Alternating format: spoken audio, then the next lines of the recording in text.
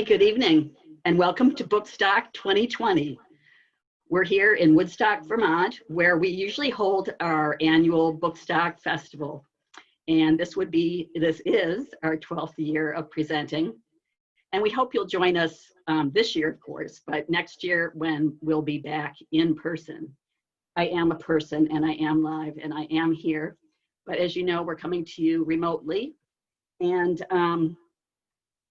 let's see, our author tonight is Jason Lutes. And before we get to Jason, I just want to let you know that we'll be using a webinar format tonight. So we won't be seeing one another. We'll just be seeing Jason, and in some cases, Carrie Moich, who will be our moderator this evening.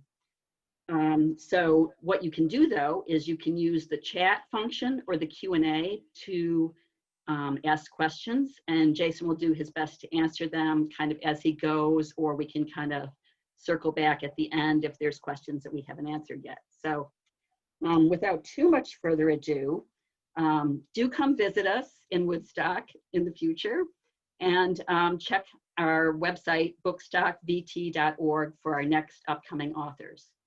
And I now like to bring you Carrie Moich, who is the owner of Yankee Bookshop in Woodstock, and they are the oldest continually open bookshop in Vermont. Carrie? Hey. Yes. Hi. Hi, everyone. My name is Carrie Moich, and I am one of the co-owners of the Yankee Bookshop here in Woodstock, Vermont. We are alive and well in the time of COVID, open to the public, and now with a ramped up website that allows us to easily process your orders from anywhere, which we have been doing for these last few months. And we and every other independent business out there thank every one of you for your support during these very strange times. I was particularly honored to help out with an introduction for Jason this evening. Something I think we can all agree on. As a book person, I love stumbling onto an amazing book that I didn't previously know about. And the longer I've been a bookseller, the harder it is to surprise me. But luckily, it does still happen from time to time. Close to 4 years ago, when Christian and I had moved down to Woodstock to take over the bookstore, I went to West Lebanon to get an oil change, and I forgot my reading material. So I had a happy excuse to stop into Newbury Comics and ask for a recommendation, which is something that I love doing. And the young person who was working there that day very quickly recommended this book, Berlin Book One. And they had recently taken a class with Jason, and they thought that it was something that every comic book lover should read at some point, which was a good enough recommendation for me. So I purchased the book and went over to Jiffy Lube to wait for my car, and that was the fastest oil change of my life. I didn't want to put the book down and go back outside. Because I was immersed from the first page, and I've been an advocate for this trilogy ever since. Jason Lutes is a cartoonist and a game designer who lives here in Vermont, where he teaches at the Center for Cartoon Studies. And among his published work is the graphic novel Berlin, a portrait of the German city during the rise of fascism, which has been published in 15 different languages and was the recipient of the Vermont Book Award in 2019. This epic volume took him over 20 years to write and draw, and we cannot wait to hear all about it this evening. It is with great pleasure that I now hand things over to Jason Lutes. Thanks, Carrie. Wow, I'm so happy to hear that I kept you company at Jiffy Lube that time. I got a recommendation from a Newbury Comics employee. That's an honor. That's a special kind of honor, having been in that shop many times and never thinking that they liked my kind of comics, but I guess one of my students was working there. Hi, everybody. I just first want to thank Allison and Meg and Pam and everyone else at Bookstock for making this possible and for carrying on in the midst of a need to be isolated from one another. It's very heartwarming to know that in our lovely state of Vermont, people love books enough to want to keep doing these great events. Thanks to Carrie and Christian at the Yankee Bookshop. If anyone tuning in has not visited the Yankee Bookshop, it is a wonderful independent bookstore We go there whenever we can, whenever we need. I think the most recent thing I bought there was a collection of Hergé's Tintin. They have a great graphic novel section, and it's a joy to peruse their shelves anytime you're in Woodstock. So highly recommended. It's very strange to be talking to a screen by myself, but I see a list of names here, which tells me that there are at least 40 plus people watching. So thank you all for joining us this evening. I want to say hi to all of you individually. I want to pretend I'm looking out at an audience of people and I can make eye contact. I see a couple names I recognize, like Jen, hello Jen, and Kurt, hi, and some other folks I think I know. And I'm going to talk a little bit about my book. Mainly I'm going to talk about the process that got me to make this book. And there'll be an opportunity for questions if anybody has them. I have the Q&A window open. So if you want to if I'm talking about something and you want to just pipe in with a question that's apropos of the moment, please do so, and I'll try to answer it as I go, so that I'm not just like yammering on alone for 40 minutes. It should take about 40 minutes, I hope, and then I'll answer questions directly. But if anything does occur to you in the midst of this, just let me know. Okay, so I am going to do the old screen share, and you should now all be seeing a slide with the title of my book cover on it. Yeah, so these kinds of events that I've been doing lately have been in support of, in promotion of this book Berlin, which I spent a good part of my life writing and drawing. It's the story, oops, sorry, a little twitchy there.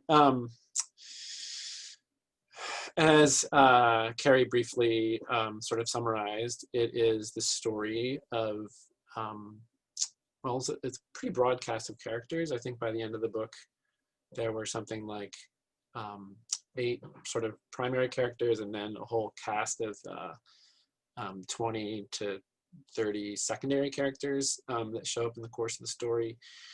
And it's an attempt by me to create a portrait of the city Berlin, the German city Berlin, between the years 1928 and 1933.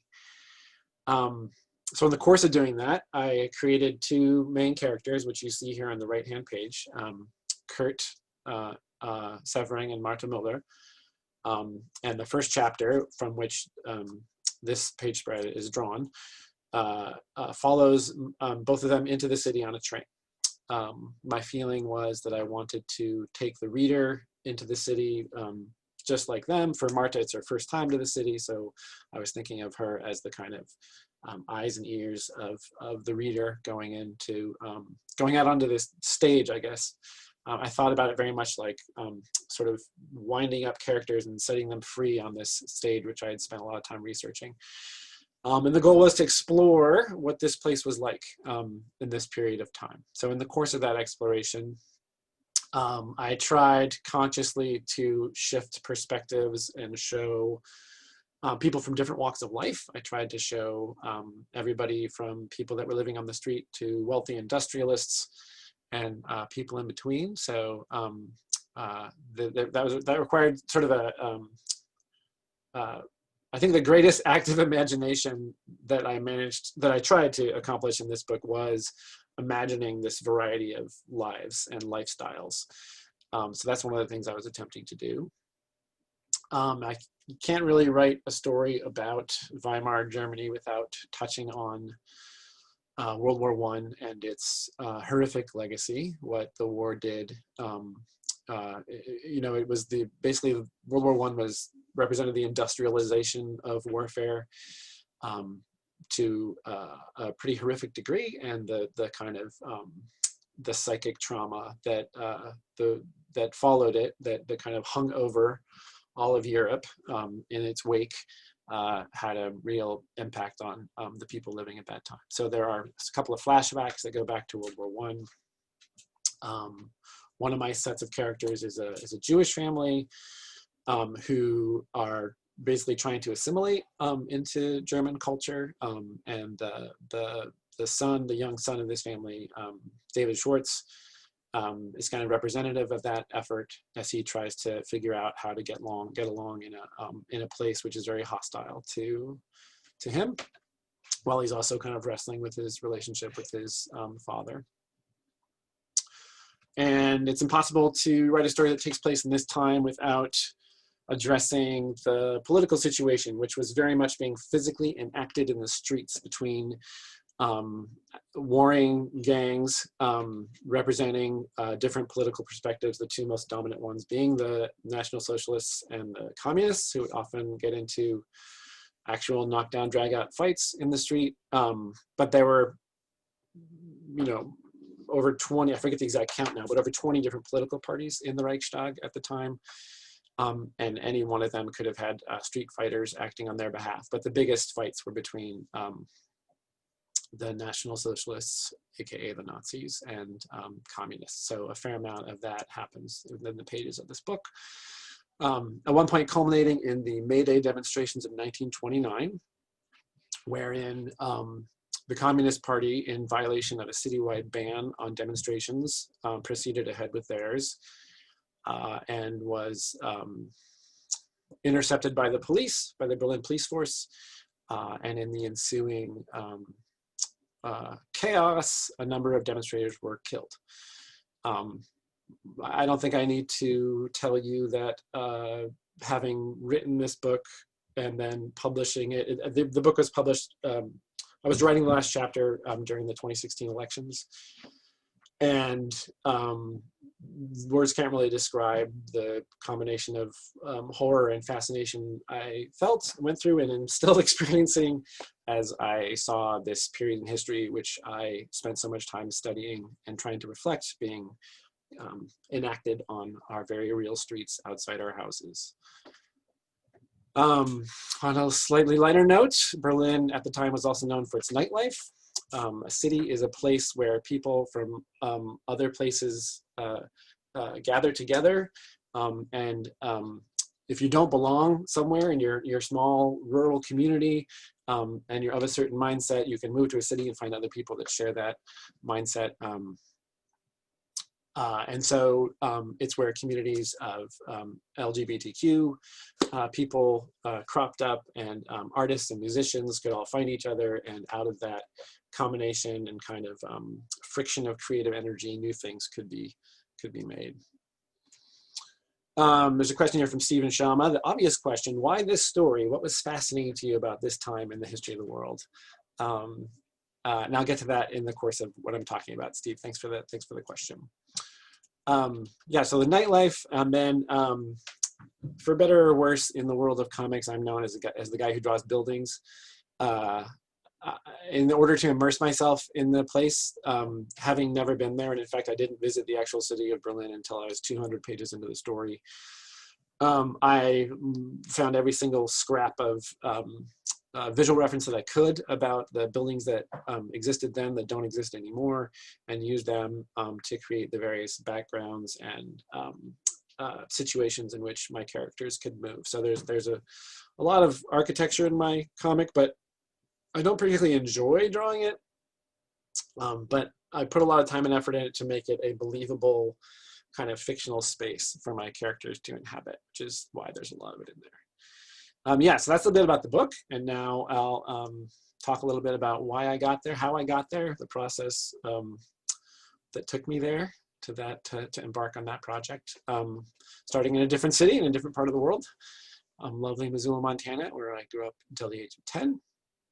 In downtown Missoula, there was a combination magazine and comic book and smoke shop called Garden City News, where my dad would take me every Saturday. I would have my weekly allowance, and he needed to go buy tobacco for his pipe, so he would take me downtown Missoula to this little shop, where I would go inside and cross the creaky wooden floors to the back corner, which looked like this. This is just an image I found on the internet, but it pretty much encapsulates the feeling of going back into the back corner of this store and being surrounded by this crazy, what Charlie Brown called a great gory selection of colorful comic books and magazines. And I would spend an hour just lying on the floor. The owners were great. They let you just chill out and read comics That's what I would do when my dad was doing other errands around town. And then when he came back, I'd have to decide how to spend my 50 cents that week, which more often than not was on mainstream American superhero comics, many of which would of course go on to be blockbuster movies in the Cineplex. And I also liked Westerns a lot. It was a strange irony that I was the son of an academic. My dad taught French literature at the University of Montana. And I lived in Montana. I lived in the land of cowboys. And but that's not the life I led. We were very far from being on a ranch. And I was fascinated by the kind of romance of the cowboy. I think I was also fascinated by the fact that they all seem to be kids, as you can tell by the covers of these comics. So I think as a 10-year-old, there was and obviously the publishers are really trying to get you to, as a young boy, to buy their comics by having their characters be kids, at least in name. So these were fascinating to me as well at the time. My dad taught at the University of Montana, and so I love these mainstream American, colorful, action-oriented comics, but those were kind of looked down upon by most. So there was a point at which those kinds of comics were called the marijuana of the nursery in our country, because of the horrible things that they would do to the minds of children. But among my dad's peers, these other literature and humanities professors, there were comics that were okay for you to read. And the reason that they were okay is because they came from Europe. They weren't sold on the newsstand. These were comics you had to buy in actual bookstores. Bookstores like the Yankee Bookshop, by the way. Of course, I was fascinated by Tintin. Hergé, the creator of Tintin, formulated I should say he manufactured a formula for making an incredibly readable, incredibly appealing comic book. These Tintin comics almost read themselves. They're so well made. And my dad and his colleagues were encouraging of children to read these books, and would even buy them with their own money and give them as gifts, ignoring the fact that more people get shot and killed in Tintin comics than in any American comics, because Tintin's always running up against opium gangs and whatnot. There's actually quite a lot of violence in Tintin comics, but it's all depicted in this very kind of colorful. It all seems very, very safe, even though that people are getting shot and killed, and other disturbing things happen. But they're amazing, amazing books, and were a huge, huge influence on me growing up. This is a drawing, a self-portrait I've made of myself when I was 9 or 10 years old. And the crazy thing about this drawing, which my mom was cleaning out her garage and sent to me when she found it, is how much of it is true. It was me imagining, as you can see in the upper right there, it says Jason Lutes, grown up. And then there's there's expressions of belief there. But what's fascinating to me is if you look at the left side of this, there's a drawing table, and there's a page from a Spider-Man comic on that drawing table. So I'm working on Spider-Man. I'm imagining myself being a cartoonist as an adult. Next to that, pinned on the wall, is a memo that says, from Marvel Comics to Jason L., deadline June 3rd. So I've got a deadline for this comic book. It's due on June 3rd. And if you look at the calendar on the wall, you can see that it's crossed out up to June 7th. So I've missed my deadline. If you look at the far right on the floor, there's a little note that my landlord left me. It says rent due June 1st. So my rent's past due. I am a cartoonist who's missed a deadline, and I need to get on that as fast as possible. I'm accepting food donations, so I imagine being a starving artist as well at the time. Also, apparently June has 13 days in it. I don't think I understood how long a month was.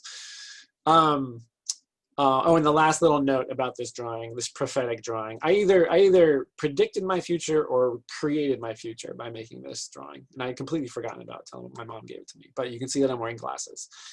And I didn't get glasses until I was 15. So I was even imagining that part of my life. yeah, so the other thing that happened in Missoula, Montana, in 1977, when I was 10, was this. It wasn't until much later that I would understand the full impact of Star Wars. There's a question, how old were you when you made that drawing? I was 10. That was, I made that in same year that Star Wars came out, 1977. This movie, when it came out, of course, caught my imagination, like everybody else in the country, especially boys around my age. And I went and saw it in the movie theater 22 times that summer.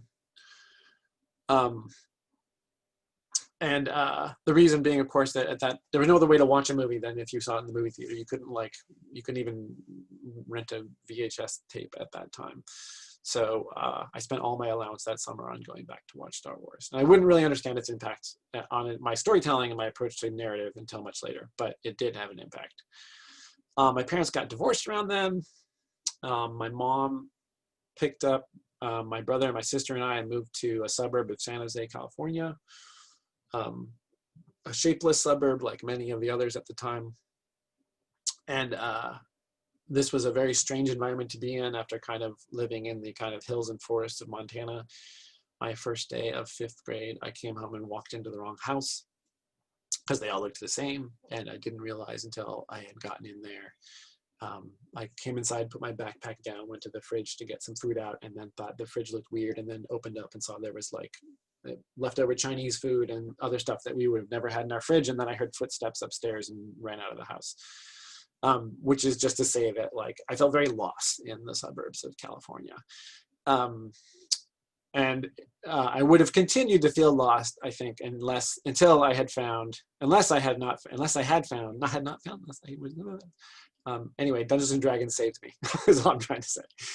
I'm sure you've heard of this game. It's a kind of the crackpot invention of a couple of Midwesterners. It's a game where you sit down with your friends and tell a story together. And it totally opened up my mind to creative possibility. Did a number of things that had a huge impact on my creative efforts afterwards.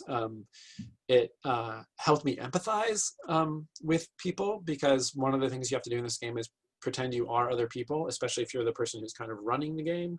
When you're the quote unquote dungeon master, one of your jobs is to be all the characters, all the secondary characters. And in the course of doing that, you have to sort of think about how those people would behave and act. So it taught me empathy. I mean, I think there's other things in my life that did a better job of teaching me empathy, but this made it a regular part of my creative life to imagine other people's existence.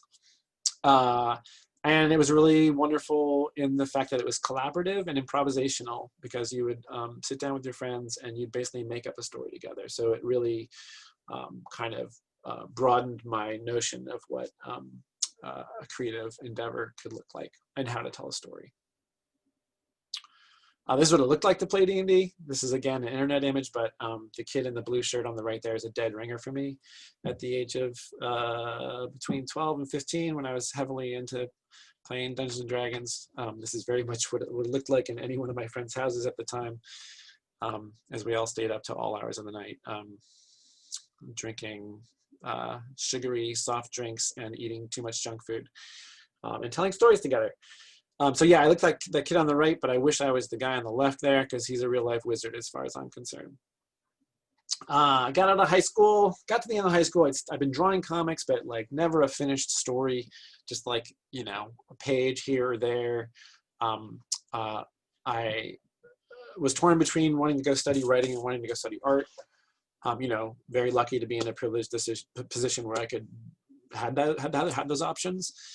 In the end, I decided to go try my hand at art, because I felt like when comparing those two things, which I thought of as separate, I seem to have a stronger grasp of art. I seem to be better at it. So I decided that would be the thing to focus on. So I applied to one art school and got in. And I think it took me like 10 or 15 years to pay off the debt from this art school, but it was really worth it. It was an amazing experience to go to the Rhode Island School of Design down in Providence.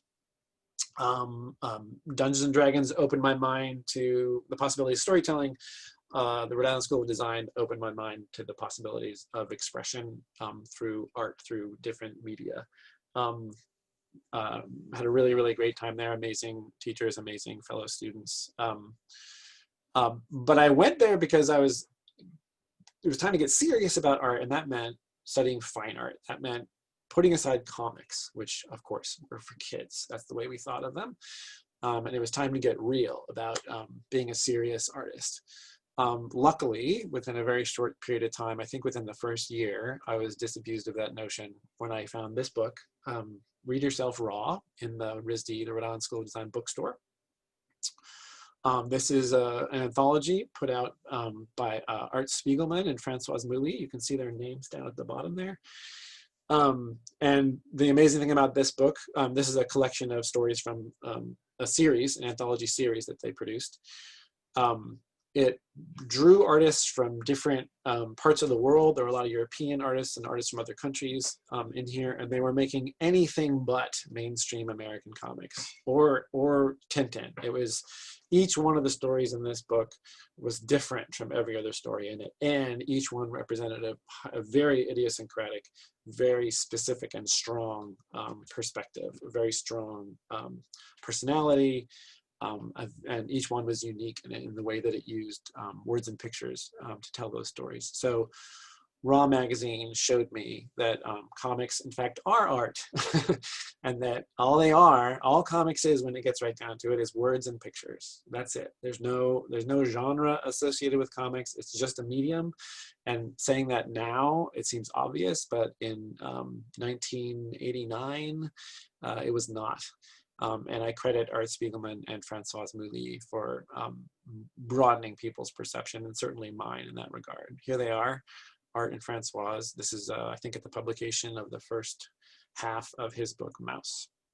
And you can see Art's wearing his Raw t-shirt there. So Art and Françoise really had a big impact on my choices, my development as a cartoonist.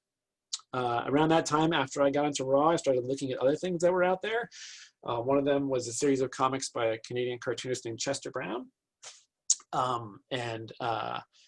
The thing that I learned from looking at Chester Brown's comics was that comics can be quiet. When you have panels where nothing happens, there's no action, there's nobody talking, it's just a character in an environment, or maybe it's just a picture of an object.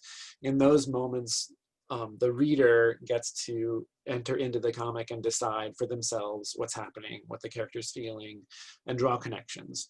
By doing that, by creating space for the reader to enter, comics becomes much more interactive. And I learned that you don't have to spell everything out, that you can be subtle, that you can be suggestive, and that it's not always important that you communicate a clear and obvious message. Sometimes mystery and kind of emotional nuance come through in these moments. I also encountered the work of Ben Catchor, who's a New York cartoonist. He did a weekly strip about a real estate photographer named Julius Knippel, and his comics taught me, each one of his little comics, his weekly strips, was like a little poem, was a little ode to some small detail of city life. And they're very gentle and humorous, and they showed me that comics could be poetic. Around that same time, I walked into a movie theater in Providence, and they happened to be showing Wings of Desire by Wim Wenders. Oddly, it was not.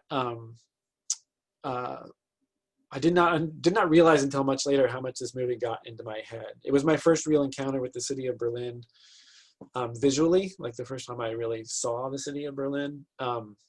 If you don't know this film, it's about, among other things, it's about some angels who walk around the city and they can listen in on people's thoughts.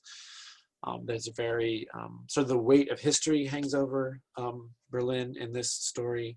And this idea of listening in on people's thoughts, you can see how it relates to comics because of the idea of thought balloons.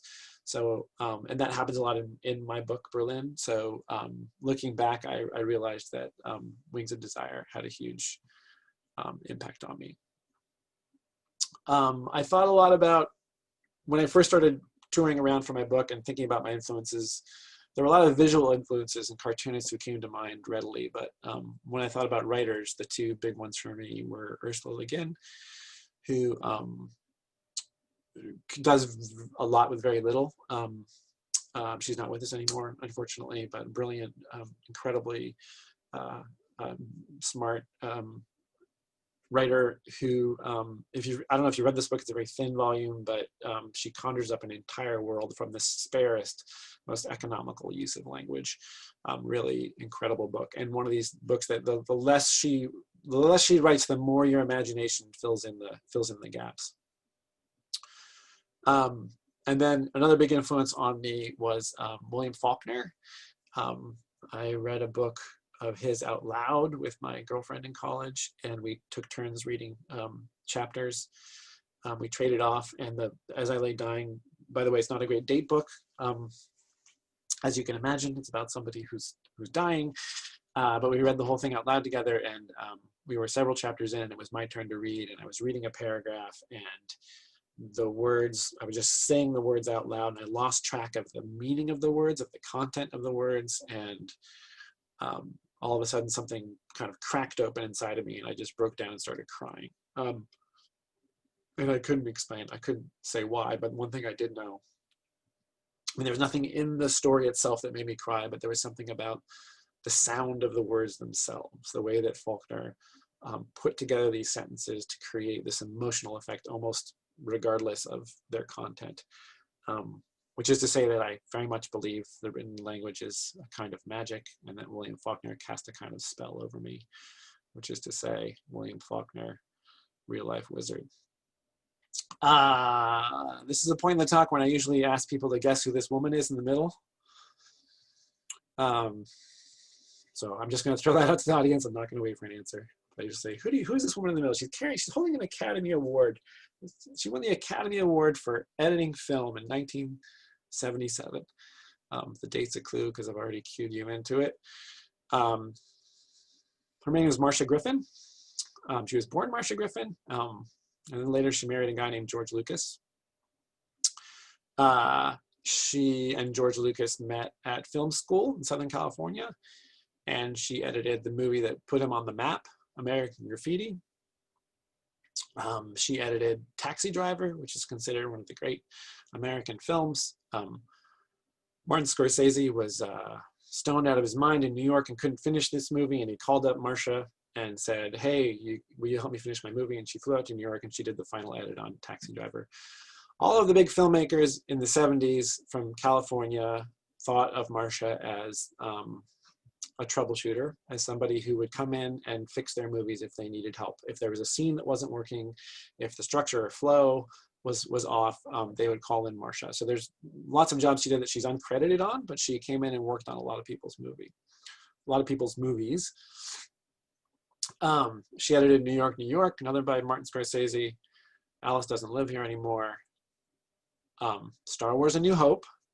Crazy story there, I won't get into it now, but she edited this film. And when I was thinking back on Star Wars and how it impacted me, it is the way that that story is told, not the content, which is, has its own appeal, but it is the way that the story is told. Marcia's job was to choose when and where to cut from one image to the next, and in so doing, create a flow and a feeling from that story. And that was the key, really, because when they did test screenings, whenever there was a scene where people laughed in the test screening, George would say, we have to cut that.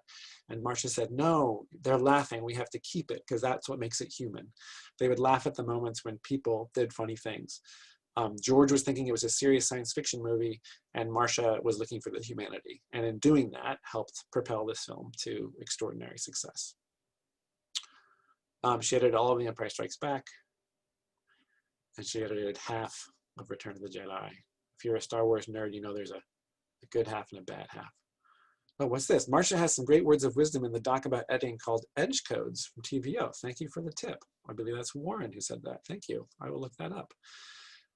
Brilliant filmmaker, brilliant editor. Was basically written out of the history books, except for a couple of exceptions. She doesn't really show up in the Star Wars documentaries because they had a very acrimonious divorce. George was incredibly heartbroken. She never worked in film again, and people speculate as to why that may be, but it was a great loss, I think, and also the greater loss being that few people really know about her. So I'm happy to hear that one of our attendees here knows about Marcia, and now you all do too. I had a plan to write a book about her one time. I tracked her down to Hawaii.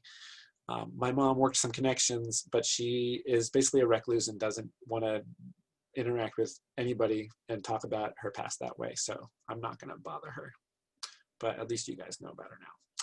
Another big influence on me was David Lynch.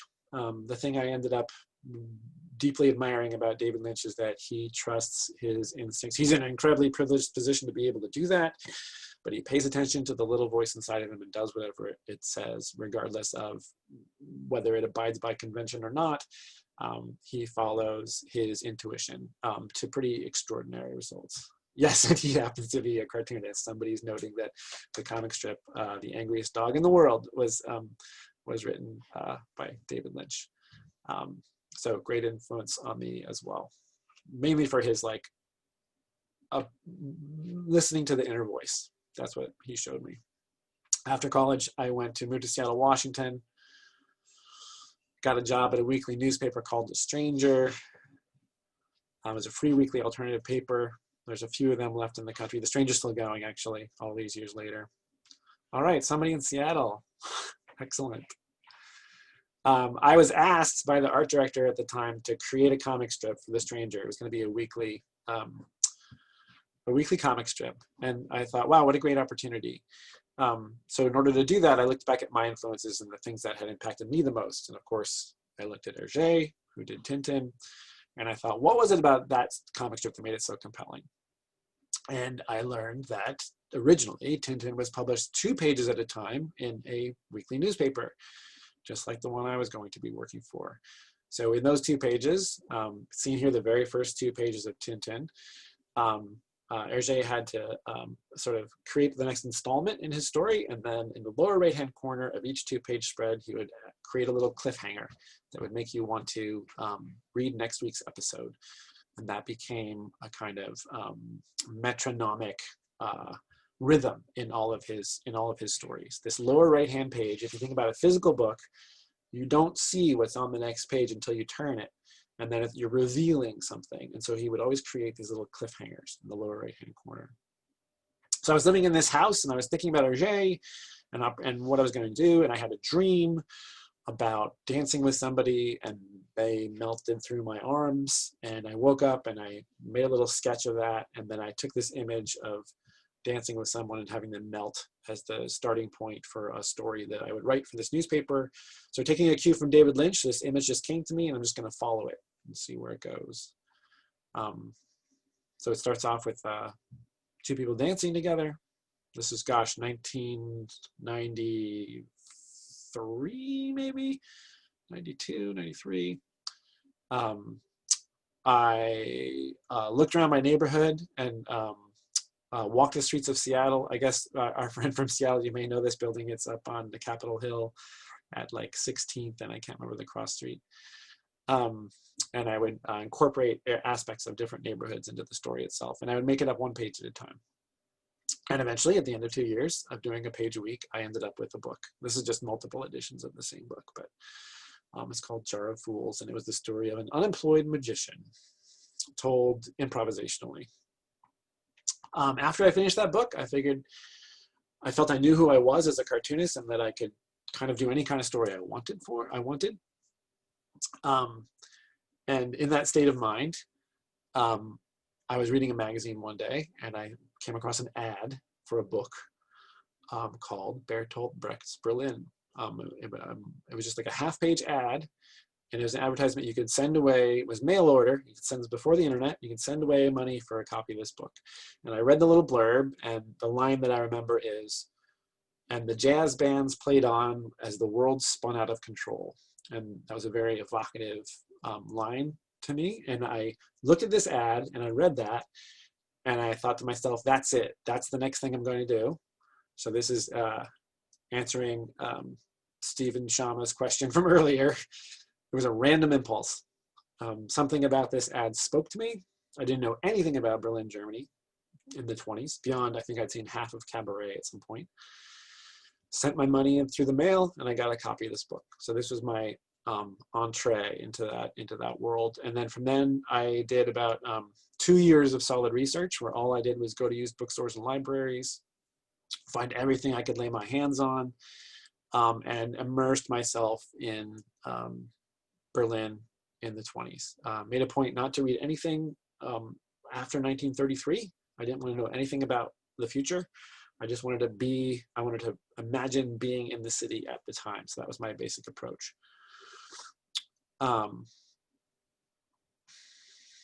While somebody has a question here, while you were publishing Jar of Fools, did you have other jobs as an artist or otherwise? Yeah. I ended up being the art director of that same paper that I drew for, and I also washed a lot of dishes, did a lot of temp work. It was definitely a starving artist kind of thing. I made a decision to spend as much time as I could working on my comics, and that meant trying to make ends meet doing other jobs, whatever jobs I could get. So I did a lot of restaurant work, mostly. And then this job at the paper ended up being close to a full-time job. So then I was doing the comic strip and being an art director at the same time there. Yeah, so 2 years of research. And then once the internet came online, I could look up a lot of stuff online. I encountered this amazing novel by Alfred Dublin called Berlin Alexanderplatz, which is a very impressionistic portrait of the city. And I learned a lot from reading that. It's packed full of amazing information. And then I started creating my characters based on everything that I'd read. I would always start with a drawing or a painting or a photograph from the time, and then kind of build out from that. So in the lower left, there's a self-portrait by the artist Katie Kollwitz, and I used her as the basis for my main character, Marta. This is a painting by Konrad Felix Müller of a paperboy, which I used as the basis for David Schwartz. And then some real life people do show up in the story. Joachim Ringelnatz was a poet and performer, and Karl von Ossietzky was an editor of a important arts journal at the time. And then this is a photograph by August Sander, which I used as the basis for my character, Gudrun Braun, who's a working class mom. And then I made lists of things I wanted to have in this book. This is before I'd even drawn the first page. I was spending 2 years of reading about it, taking notes, drawing sketches, and then what's this book going to have in it? What's it going to be about? And as you can see from this ridiculously ambitious, absurdly ambitious list of ideas, there's things like joy, fear, anger, envy, love, sadness, sight, hearing, smell, taste, touch, and the sixth sense. So I wanted to use comics to kind of express the breadth of human experience. That was how old was I? I think I was 26 years old. That was the kind of ambition that I was feeling at that young age. Luckily, that was a good starting point, but luckily it fell by the wayside, and the characters themselves became the story, and I can pay attention to them and not worry about these kind of high concepts. When I started writing the book, I would do it in these what we call thumbnail drawings, just tiny little drawings of each page. It's really important to me to understand how the words and pictures are going to fit together. So that's why I have to work it out this way. And this is where you can see that one on the left is inked, but the one on the right is penciled. So this is, I'd erase and redraw and erase and redraw and erase and rewrite until I got it the way I wanted it to be. And then later I would learn to organize each chapter according to what happens on each page. So I just make a list of page numbers and write down a single sentence that describes what happens on that page. Here you can see these are notes from, at the top it says Berlin number 10, that's chapter 10, July, August 1929. Some notes about it says ends with stock market crash 1929 up at the top there. And then on the right, there's a list of the characters that are going to show up. And I'm kind of trying to figure out what's going to happen in that chapter. And then I would turn that into a more cleaned up single kind of bullet point list of what happens on each page. Because in comics, it's about the real estate. You have a specific number of pages off. It doesn't have to be finite, but I like working within constraints. It's not like you're working on a word processor and you just use as many words as you need to. You've got some restrictions. The page spread, and then how many pages you might have in a chapter or individual issue in my case. And then I would take that list and turn it into these little thumbnails.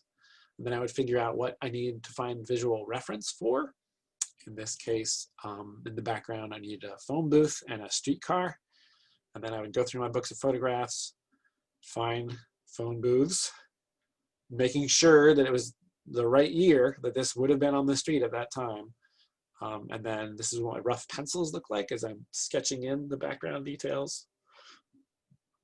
And then on my first trip to Berlin, I made a tour of a lot of used bookstores. I found this incredible book of streetcars. And for this particular scene that I needed reference for, I found the actual streetcar that would have run on that street.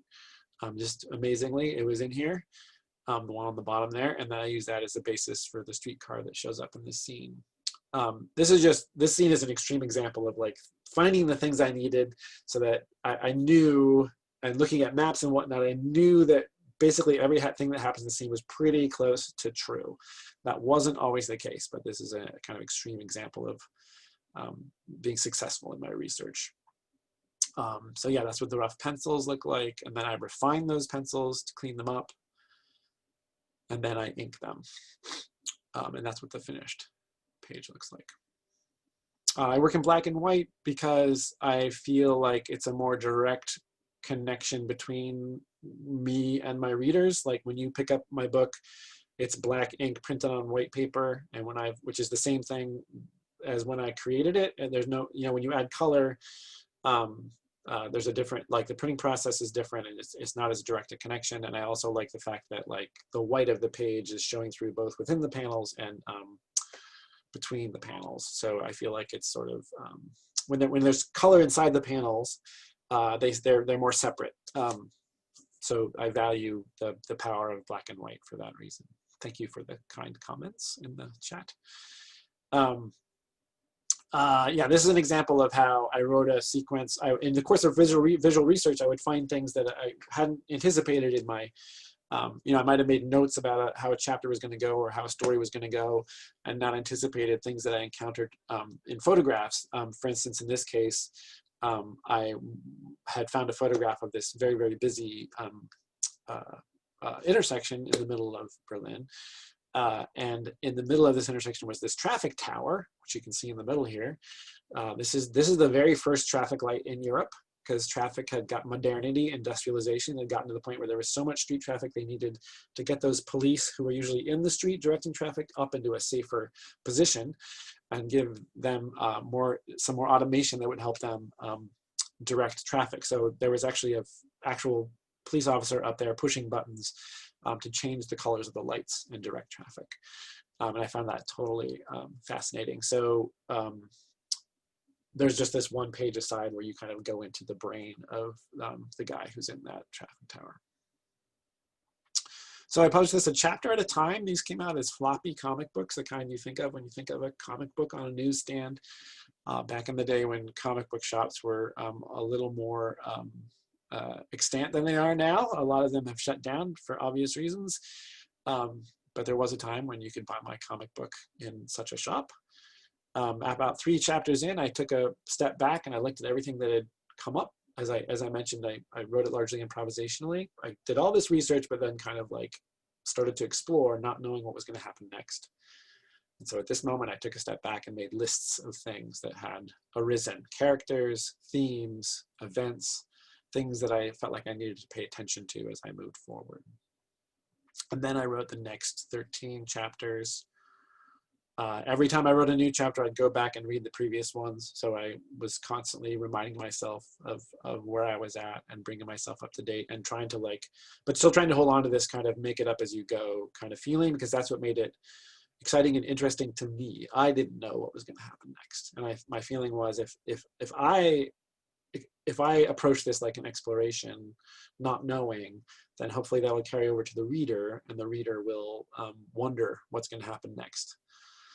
And then those got collected into 2 books, and between the publication of those 2 books, I got an invitation to come teach comics in Vermont at the Center for Cartoon Studies in lovely White River Junction, a mere, what is that, 10-15 minutes from Woodstock. Yeah, so I teach at this was, gosh, 13 years ago. and I've been teaching there ever since. I'm still teaching. We have 16 in-person students this year, all socially distanced, all wearing masks in the classroom. We have some who can't fit in the classroom, so each week we do like it's a hybrid classroom where some students are Zooming in, and but it's still going. We're still going strong. This is the graduating class of, gosh, I want to say, I can't remember the year here. I'm not going to make a fool of myself. But wonderful group of people every year. I feel truly honored and really lucky to have this job where I meet a whole new group of aspiring cartoonists every single year. This particular year was really meaningful to me because Art Spiegelman and Francoise Mouly came to the graduation. Francoise was our commencement speaker. So it brought me right back to the initial inspiration that made it possible for me to even attempt to write the graphic novel that I ended up writing. So that was a really nice moment. Here's a couple more pages of process. I'll wrap this up really soon. So if you have any questions, think about those and plug them into the Q&A or the chat. I think I can respond to both of those. So this is just a little bit more about the process. Some more thumbnails. In this case, I was trying to, I had a scene that took place at the communist headquarters in Berlin, but I didn't know what it looked like yet. So I found this photograph, which is pretty amazing. And then I found where it was on the map. I have a big map of, I still have it up on the wall, of Berlin in 1928. And every scene in the story happens in a specific place. And in this case, I knew that that's where the communist headquarters was. And then at this point, the internet existed, and I could use Google Earth to figure out in modern day Berlin, where that was. And then I could drop down. I could look, if you look at the page on the left, it's a very scratchy page. It's just Kurt, one of my main characters, very slowly moving through the city towards the headquarters. And in that middle panel on the left-hand page, you can see there's a suggested building in the background. And I thought, what if I went on Google Earth and just dropped the little guy into Street View and see what I could see. And this was what I saw back in 2011 from that perspective. So if I go back to that panel, that middle panel, you can see that it's at street level. It's basically at eye level, looking out across the street towards another building. And this is what it looks like today. And I can tell from my research that the buildings in the far back on the left there, especially that glass and steel one, wouldn't have been around, but this darker one in the front with some missing windows was definitely from the period. So I knew that I could include that safely. And you'll notice that blurry shape at the end of it is not detailed at all. So I had to look at other buildings to figure out what it might have looked like, and then came to this conclusion. Somebody asks, Peter asks, did you use visual images in the movie Symphonia der Großstadt, which is in your bibliography? I did not use any actual images from that film. I watched it several times, and I think I watched it. The main thing of that was this, like seeing the city moving. So many things I looked at were stills, and I really, the most valuable thing that film gave me was the sense of activity and life. So it was really important from that perspective. This is what the finished page looks like. And then later on, my main character approaches he's feeling pretty distraught and kind of overwhelmed by what's happening around him, as many of you may feel right now. And so he's considering joining the Communist Party, and that's why he's approaching here. So I wanted it to be very kind of intimidating. And then at the bottom there, you can see this is a rough pencil, and then that gets cleaned up and then tightened up further until I'm happy with it. And then that's what the finished page looks like. And then the last sequence I'll leave you with is the close to the 16th chapter of my book. It ran a total of 22 chapters. And I had some specific events that I knew were going to happen. I mean, it was improvised, but real historical events were going to happen at certain points. And at the end of the 16th chapter is when it's the elections of 1930. And this is when the National Socialists swept into the Reichstag.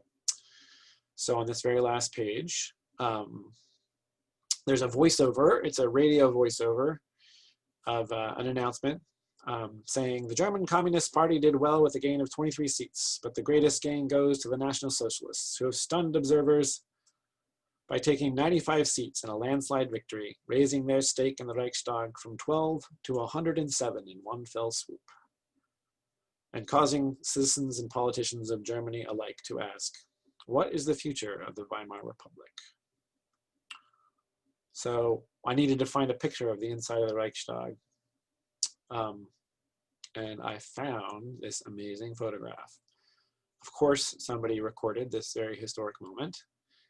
And what's extraordinary about this to me, in terms of like visual storytelling, things that you can deduce from an image, is that it's black and white, but you can tell by the gray, this whole gray swath right here. If you look at the color of the clothing on these people in this section, you can see that it's all a lighter shade than everybody else in the room, because of course, those are all the Nazis in their brown shirts.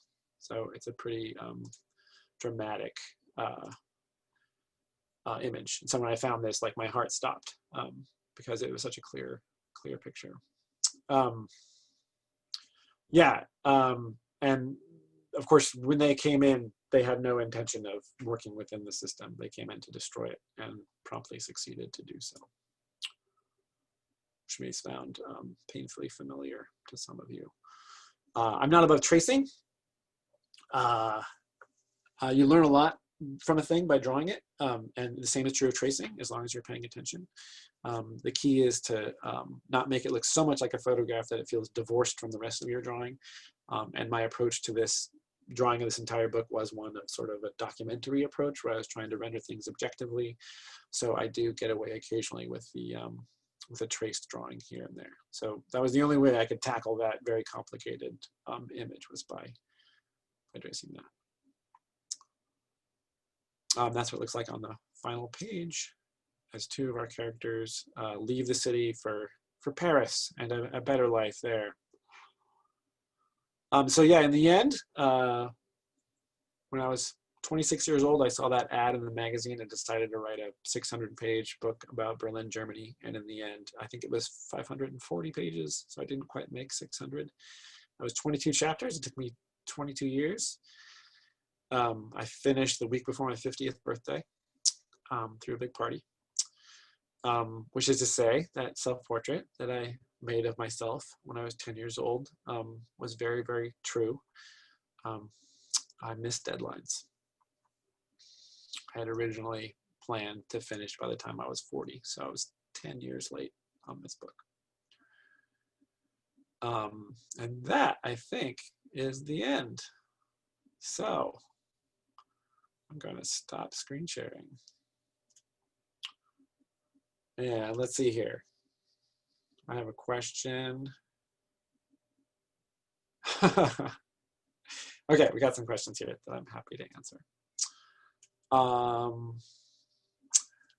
Did you consider bringing in Christopher Isherwood, the author from which Cabaret came from? Right, Christopher Isherwood's Berlin Stories is the basis for Cabaret. I never considered bringing him in. I really wanted to limit the number of I think there's a kind of great temptation when you're writing historical fiction, when you start to discover things like, oh my gosh, Picasso was there and so-and-so was there, and I got to have them in the story. And I think it's a great temptation. So I tried only to include people that made sense within the story I was trying to tell.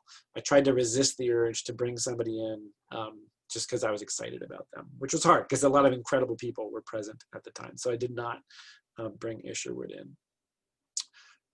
When you finally went to Berlin, did it confuse you or compete with or challenge your invented vision of the city? That's a wonderful question. I was terrified. I was absolutely terrified because I'd written and drawn 200 pages of this story. My plan was to spend, at the time, I thought, oh, it's gonna take me 14 years. So I'd embarked on this, what a lot of my friends thought was an absurd undertaking. And then I got invited to come to Germany by a publisher who was publishing my first book, Jar of Fools. And I can't turn down that opportunity. One of the reasons I had not traveled is because I couldn't afford to. I was, starving artist. So I had to say yes. And of course, need to see the real place that I'm writing this book about. So I was absolutely terrified, because I thought that the real place would prove what I was doing fraudulent, that the real place would show me up to be a kind of pretender. And I guess in the end, the fun part was I took the train into the city, and the sun was going down, and I got off the train, and the very first thing that struck me was, it's in full color.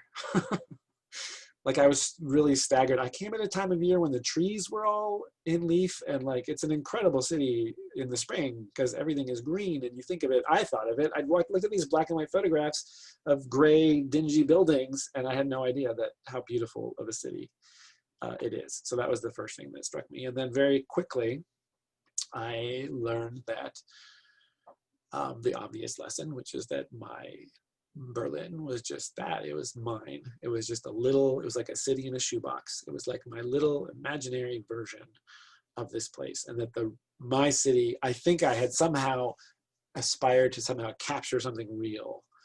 And while I think I may have touched on some things that are real, like the realization that I had was that there's no way a place this rich and alive and full of people and can be really captured. So it was it was a great relief, because I realized, oh, I am a faker. I can just, it's okay. Like, this is just my version of Berlin. And it didn't hurt that the German readers of the book in translation were all very gracious and kind and complimentary. It was a really, really wonderful trip. And it gave me the energy I needed to continue on.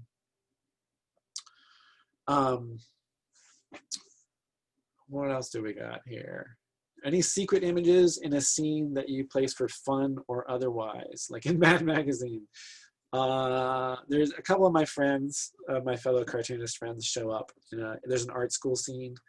I guess the whole art school scene was a little bit of a send up of my experience at art school. I had a teacher at art school who, the first day of class, we came in and we had homework our first day of class, and we put up drawings on the wall, and she went around the room and she said, one after another, she would go around the room and she would point at the drawings and say, this is crap, this is crap, this is crap, this is crap. Like, she just made a point of humbling us all the very first day of class. And I still to this day don't really understand the point of that. There's a certain school of art education that thinks you need to like break people down, and I call bullshit on that.